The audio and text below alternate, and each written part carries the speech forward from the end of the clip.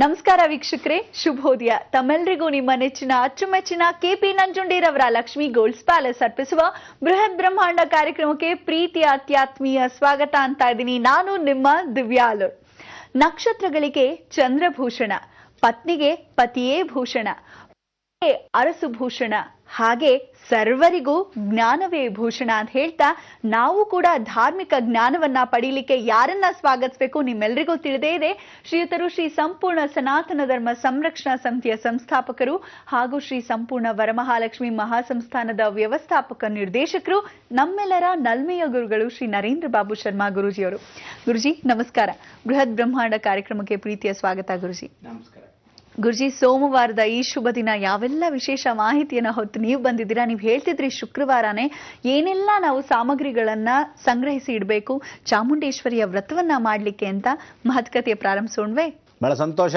ಇವತ್ತಿನಿಂದ ಎಲ್ಲ ವೀಕ್ಷಕ ಬಾಂಧವರಿಗೆ ಪರಿಪೂರ್ಣವಾದ ಸ್ವಾಗತವನ್ನ ಅನುಗ್ರಹಪೂರ್ವಕವಾಗಿ ಬಯಸ್ತಾ ಇದ್ದೀನಿ.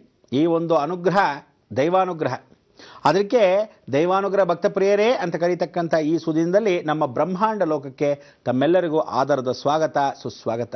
ಆಂಜನೇಯ ಅಂದು ರಾಮ ರಾಮ ಅಂತ ಹೇಳ್ತಾ ಇದ್ದ ಹಾಗೆ ತುಳಸಿ ರಾಮದಾಸರು ರಾಮನ ಬಗ್ಗೆ ಬಹಳ ಚೆನ್ನಾಗಿ ಹೇಳ್ಕೊಟ್ರು. ಜಯ ರಾಮ ಜಾನಕಿ ರಾಮ, ಜಯ ರಾಮ ಜಾನಕಿ ರಾಮ ಅಂಥೇಳಿ ಆ ಜಾನಕಿ ಸಮೇತವಾಗಿ ರಾಮನ ನೆನೆಸ್ಕೊಂಡವರು ಏಕೈಕವಾಗಿ ಇಡೀ ರಾಮಗಿಂತ ಸೀತಾಮ್ನವ್ರನ್ನ ಎತ್ತಿಟ್ಟು ತೋರಿಸಿದ್ದವರು ಸಾಕ್ಷಾತ್ ತುಳಸಿ ರಾಮದಾಸ್. ಅದಕ್ಕೆ ಅಂಥ ತುಳಸಿ ರಾಮದಾಸ್ ತುಳಸಿ ತೋಟದಲ್ಲಿ ಅವರ ಕವನವನ್ನು ಬರೆದಾಗ ಎಷ್ಟು ಚೆನ್ನಾಗಿತ್ತು ಅಂದರೆ ಅಷ್ಟು ಚೆನ್ನಾಗಿತ್ತು ತುಳಸಿ ರಾಮದಾಸರ ವಿಚಾರ. ಇದನ್ನೆಲ್ಲ ಸಾರಿರ್ತಕ್ಕಂಥದ್ದು ಮರಾಠಿ ಭಾಷಿಕರಾಗಿರ್ತಕ್ಕಂಥ ವಿಶೇಷ. ಮರಾಠಿಯವರಂದರೆ ಮಹಾರಾಷ್ಟ್ರದಲ್ಲಿ ಎಷ್ಟೋ ವಿಶೇಷವಾಗಿರ್ತಕ್ಕಂಥ ಜನ, ಎಲ್ಲರೂ ಬಹಳ ಭಕ್ತರಾಗಿರ್ತಕ್ಕಂಥ ತುಳಸಿ ರಾಮದಾಸರಿಗೆ ಇವತ್ತಿನವರೆಗೂ ಅಷ್ಟೂ ಜನ ಇವತ್ತಿಗೂ ಭಕ್ತರಾಗಿರೋದು ಸಾಕ್ಷಾತ್ ಶ್ರೀಧರ ಸ್ವಾಮಿಗಳು. ಶ್ರೀಧರ ಸ್ವಾಮಿಗಳಿದ್ದಾರಾ ಅಂದರೆ ಶ್ರೀಧರ ಸ್ವಾಮಿಗಳು ನಮ್ಮ ಮನಸ್ಸಿನಲ್ಲಿ ತುಳಸಿ ರಾಮದಾಸನ ನೆನೆಸ್ಕೊತಾ ಇದ್ದಾರೆ. ಇವತ್ತು ಅವರ ಪುಣ್ಯತಿಥಿ ಆದ್ರೂ ಶ್ರೀಧರ ಸ್ವಾಮಿಗಳ ಜೊತೆಗೆ ತುಳಸಿ ರಾಮದಾಸನ ನೆನೆಸ್ಕೊಂಡ್ರೆ ಬಹಳ ಆನಂದವಾಗುತ್ತೆ.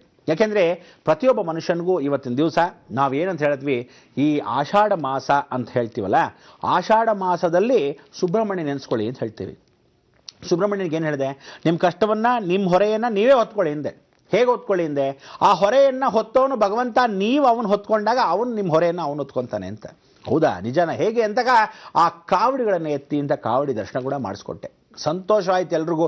ಆದರೆ ಆ ಕಾವಡಿ ದರ್ಶನಕ್ಕೆ ಇವತ್ತು ಪ್ರಥಮ ಮೂಲ ಹಾಡವನ್ನು, ಪ್ರಥಮ ಸ್ಥಾನವನ್ನು ಇವತ್ತು ಆ ಮೆಲಕನ್ನು ಹಾಕಿರ್ತಕ್ಕಂಥ ವಿಧಿವಿಧಾನನ ಆಡಿಕೃತಿಕೈ. ಅಂದರೆ ಇವತ್ತಿನಿಂದ ಸುಬ್ರಹ್ಮಣ್ಯನಿಗೆ ಒಳ್ಳೆಯ ಶಕ್ತಿಯನ್ನು ಕೊಡ್ತಕ್ಕಂಥ ದಿನಗಳು. ಇವತ್ತಿನಿಂದ ಆ ಕಾರ್ತಿಕ ಮಾಸಕ್ಕೆ ಅಭಿವೃದ್ಧಿ ಆಗ್ತಾ ಇದ್ದ ಸಮಯದವರೆಗೂ ಇವತ್ತಿನಿಂದ ಎಲ್ಲರೂ ಕಾವಡಿಗಳೆತ್ತಕ್ಕೆ ಶುರು ಮಾಡ್ತಾರೆ.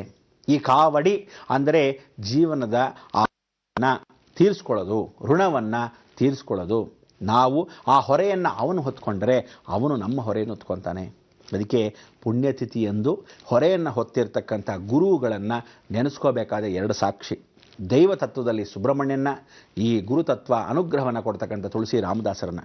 ತುಳಸಿ ರಾಮದಾಸರು ತೋಟದಲ್ಲಿ ಕೂತಿರ್ತಾರೆ, ತುಳಸಿ ತೋಟದಲ್ಲಿ ರಾಮನ್ನ ನೆನೆಸ್ಕೊತಾ ಕೂತ್ಕೊತಾರೆ. ಅದಕ್ಕೆ ರಾಮನಾಮ ಚೆನ್ನವು ಕೃಷ್ಣನಾಮ ಹರಿದಾಸವು ಅಂದಾಗ ಆ ಕೃಷ್ಣ ಹರಿದಾಸರಾಗಿರ್ತಕ್ಕಂಥ ದಾಸಾನುದಾಸನಾಗಿರ್ತಕ್ಕಂಥ ರಾಮದಾಸರು ಸಾಕ್ಷಾತ್ ತುಳಸಿ ರಾಮದಾಸ್. ಅದಕ್ಕೆ ರಾಮನಿಗೆ ದಾಸರಾಗಿರೋ ಆಂಜನೇಯನ್ನ ಬಹಳ ಚೆನ್ನಾಗಿ ನೆನೆಸ್ಕೋಬೇಕು. ತುಳಸಿಯನ್ನು ಹಾಕ್ತಾ ಇದ್ದಿದೆ ಆಂಜನೇಯ ರಾಮಚಂದ್ರನಿಗೆ. ಆದರೆ ತುಳಸಿ ತೋಟದಲ್ಲಿ ಬರಿತಾ ಇದ್ದಿದ್ದ ಕವನವು ರಾಮದಾಸರೇ. ಅದಕ್ಕೆ ಆಂಜನೇಯ ಇವತ್ತಿಗೂ ತುಳಸಿ ರಾಮದಾಸರ ಜೊತೆಗಿದ್ದಾರಲ್ಲ. ತುಳಸಿ ರಾಮದಾಸ ಜೊತೆಗೆ ಅವರು ಯಾವತ್ತೂ ಖಾಲಿ ಆದ್ರೂ ಅವ್ರ ಜೊತೆ ಇರತಕ್ಕಂಥ ವಿಧಿವಿಧಾನ ಯಾರು? ಶ್ರೀಧರ ಸ್ವಾಮಿಗಳು ಹೇಳ್ಕೊಡ್ತಾ ಬಂದರು, ವರದಹಳ್ಳಿ ಶ್ರೀಧರ ಸ್ವಾಮಿಗಳು. ಅದಕ್ಕೋಸ್ಕರ ಶ್ರೀರಾಮದಾಸನ್ನ ಯಾವತ್ತೂ ನೆನೆಸ್ಕೊಂಡಿರ್ತಕ್ಕಂಥದ್ದು ಈ ಒಂದು ಅನುಗ್ರಹ ಇವತ್ತು ನಮ್ಮ ದಿವಸ.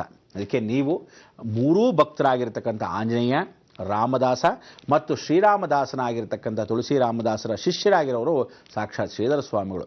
ಅದಕ್ಕೆ ಗುರು ಹಿರಿಯ ದೇವತ. ಅದಕ್ಕೆ ಗುರು ಹಿರಿಯ ದೇವತ. ಇವರಿಗೆ ಹಿರಿಯರಾಗಿರ್ತಕ್ಕಂಥವ್ರು, ನಮಗೆ ಹಿರಿಯರಾಗಿರ್ತಕ್ಕಂಥವ್ರು ಸಾಕ್ಷಾತ್ ಶ್ರೀಧರ ಸ್ವಾಮಿಗಳು, ಗುರುಗಳಾಗಿರ್ತಕ್ಕಂಥವ್ರು ತುಳಸಿ ರಾಮದಾಸರು, ದೇವರಾಗಿರ್ತಕ್ಕಂಥವ್ರು ಆಂಜನೇಯ. ಆದರೆ ಎಲ್ಲ ಮೂರು ಜನ ಯಾರಿಗೆ ಭಕ್ತರಾಗಿರೋರು? ಶ್ರೀರಾಮಚಂದ್ರನಿಗೆ. ಅದಕ್ಕೆ ಇವತ್ತು ಶ್ರೀರಾಮ ಅಂತ ಬರಿತಾ ಇರೋ ಪುಸ್ತಕಗಳು ಎಷ್ಟು ಮಟ್ಟಿಗೆ ಬರೆದಿದ್ದೀರಾ ಲೆಕ್ಕ ಹಾಕ್ಕೊಳ್ಳಿ. ಒಂದು ದಿವಸಕ್ಕೆ ಒಂದು ಪೇಜನ್ನು ಬರೀತೀವಿ ಅಂತ ಹೇಳಿದೆ. ಒಂದು ಪೇಜಲ್ಲಿ ಕನಿಷ್ಠ ಪಕ್ಷ 108 ಅಂತ ಬರ್ಕೊಳ್ಳಿ. 108 ಸಲ ರಾಮನಾಮ ರಾಮನಾಮ ಅಂತ ಬರಿತಾ ಇರೋದನ್ನ ಶ್ರೀರಾಮ ಜಯಂ ಅಂತಾದರೂ ಬರ್ಕೊಳ್ಳಿ, ಇಲ್ಲ ಶ್ರೀರಾಮ ಶ್ರೀರಾಮ ಶ್ರೀರಾಮ ಅಂತದ್ದು ಬರ್ಕೊಳ್ಳಿ.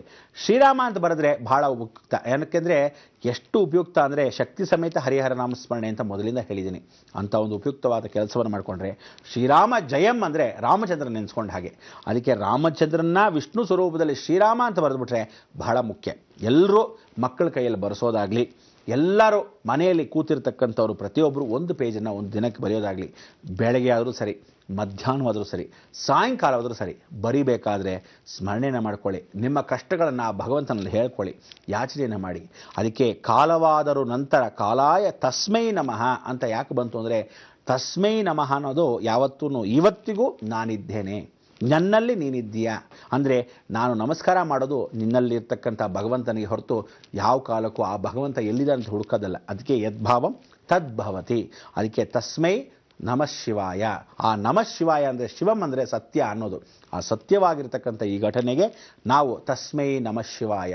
ದಾರಿದ್ರ ದುಃಖ ಹರಣಾಯ ಅಂದರೆ ನಮಃ ಶಿವಾಯ. ಅದಕ್ಕೆ ಸಾಕ್ಷಾತ್ ಆ ಶಿವನ ದಿವಸ ಈ ಸೋಮವಾರ ನಾನಿದ್ದೀನಿ ಅಂತ ಭಗವಂತ ತೋರಿಸ್ಕೊಟ್ರೋ ದಿನ ರಾಮದಾಸರು. ಅದಕ್ಕೆ ನಾವು ಯಾವುದೇ ಕಾರಣಕ್ಕೂ ಯಾವ ದಾಸಾನುದಾಸನ ನಮಸ್ಕಾರ ಮಾಡಿದ್ರೂ ಸಾಕ್ಷಾತ್ ಪರಮಾತ್ಮನಿಗೆ ಸೇರುತ್ತಂತೆ. ಏಕೆಂದರೆ ಆ ಭಕ್ತಿ ಮಾರ್ಗದಲ್ಲಿ ಪರಾಕಾಷ್ಠೆಯಲ್ಲಿ ಅವನು ಮಿಂದು ಸ್ನಾನ ಮಾಡಿರ್ತಾನೆ.